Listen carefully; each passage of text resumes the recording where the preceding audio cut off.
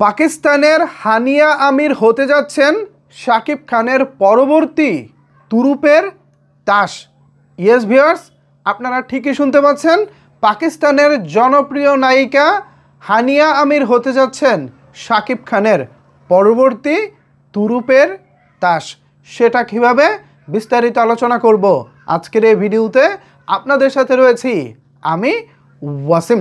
Viewers, Shakib Khan বাংলাদেশের প্রেক্ষাপটে এই মুহূর্তে সর্বোচ্চ জনপ্রিয় নায়ক।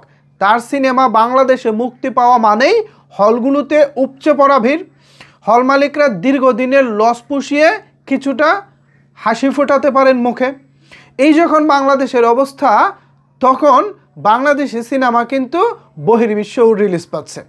বিদেশ থেকেও বাংলাদেশি সিনেমা বেশ ভালো বিজনেস করতেছে। সেখান থেকে আমাদের এখানকার প্রযোজকরা মোটামুটি ভালো সাহসও পাচ্ছেন। এ কারণেই কিন্তু রিসেন্ট টাইমে আমরা প্রিয়তমার পরে তুফানের মতো বড় বাজেটের সিনেমা দেখেছি।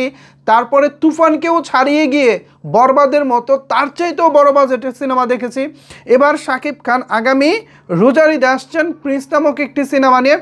এটাও হতে যাচ্ছে বরবাদের থেকেও বড় বাজেটের। সো শাকিব খান কিন্তু এক একটি সিনেমার বাজেটকে অন্য আরেকটি সিনেমা দিয়ে ছাড়িয়ে যাচ্ছেন। এটা সম্ভব হয়েছে কেবল বিদেশ থেকে ভালো ব্যবসার কারণে। বাংলাদেশ তো একটা মার্কেট আছেই, এটা শাকিব খানের রেডি মার্কেট। এখান থেকে যা ব্যবসা হওয়ার তা তো হবেই। পাশাপাশি বিদেশ থেকেও যদি ভালো বিজনেসটা ঘরে তোলা যায়, তাহলে তো সেটা সোনায় সোহাগা বলা চলে, তাই না?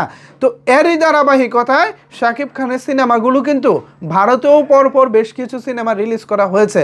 তবে আশানুরূপ ব্যবসা সেখান থেকে হয়নি। যেহেতু ভারত থেকে আশানুরূপ ব্যবসা হয়নি, এর বিপরীতে শাকিব খানের তুফান সিনেমাটি উর্দু ভাষায় ডাবিং করে পাকিস্তানে রিলিজ করার পর কিন্তু আবার ব্যাপক সাড়া ফেলেছিল।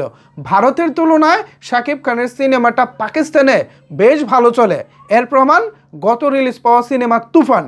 সো এবার চিন্তা করেন, শাকিব খানের সিনেমা যদি পাকিস্তানে এতটা জনপ্রিয়তা পেয়ে থাকে, তাহলে সেখানকার একজন নায়িকা যখন শাকিব খানের বিপরীতে থাকবেন, তখন ব্যাপারটা কোন পর্যায়ে যাচ্ছে একবার ভাবুন তো। আপনাদেরকে আরও একটা ইন্টারেস্টিং বিষয় শেয়ার করি। ভারতীয় তথা হিন্দি সিনেমা পাকিস্তানের মার্কেট থেকে বেশ ভালো সিনেমা হলে বা জনপ্রিয়তা পেলে কম করে হলেও 100 কোটি রুপি বিজনেস করে পাকিস্তান থেকে। ভাবতে পারেন, ভারতের সিনেমা হিন্দি কোনো একটি সিনেমা পাকিস্তানে রিলিজ করলে কম করে হলেও সেখান থেকে 100 কোটি রুপি বিজনেস করে ভারত নিয়ে আসে।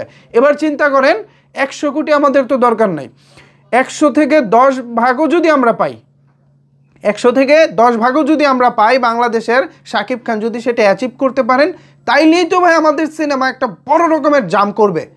100 কোটি থেকে যদি 10% শাকিব খান করতে পারেন, তার মানে 10 কোটি। ওই 10 কোটি টাকা যদি আমাদের এখানকার নতুন করে ইনভেস্ট হয়, ও ভাই রে ভাই, ভাবতেই পারতেছি না এটা কী হবে।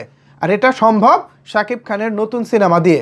কোন সিনেমায় হানিয়া আমির শাকিব খানের বিপরীতে থাকবেন, এটা যদিও তিনি স্পষ্ট করেননি, তবে হানিয়া আমির যে শাকিব খানের সিনেমায় ভবিষ্যতে বিগ থিং হতে যাচ্ছেন, এটা মোটামুটি শিওর। এবং ঠিক এই কারণে আমি বলেছি শাকিব খানের পরবর্তী তুরুপের তাস হতে যাচ্ছেন হানিয়া আমির।